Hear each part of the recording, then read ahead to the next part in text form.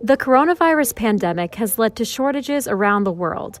And in the early days of the pandemic, we ran into one particularly concerning shortage. We didn't have enough blood. Blood drives across the country were canceled, leading to more than 1 million donations going uncollected. So when we run low on blood, is there a backup? Not yet, but researchers have been working on a solution for the future by producing blood in their labs. Blood can be complex to replicate because it's made up of different parts. Red blood cells that carry oxygen, white blood cells to fight infection, plasma that carries nutrients and proteins and transports blood cells, and platelets that help your blood clot. A lot of the momentum in the field is with labs trying to grow their own platelets. How do they do that? They use stem cells. Those are cells that have the ability to make other cells.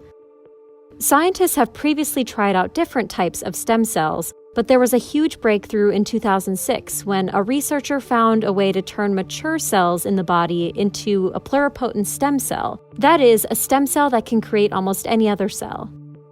It's like if you use different kinds of building blocks to make this big castle, then revert that castle back to a single block. And then you can tweak that block, multiply it, and build a completely different structure.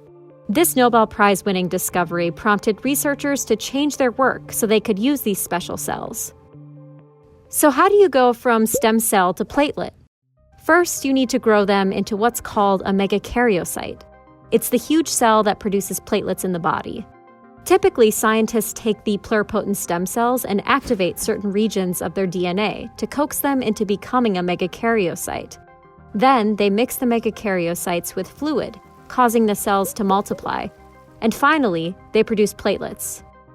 But they had difficulty producing enough platelets until one research group unlocked a solution.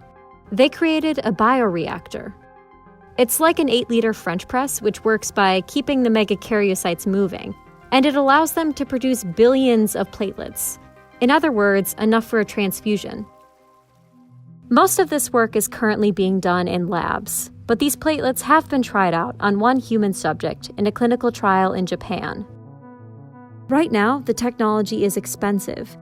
It can cost labs tens of thousands of dollars to make one bag of platelets. But researchers have a vision for a more scalable solution: platelet factories.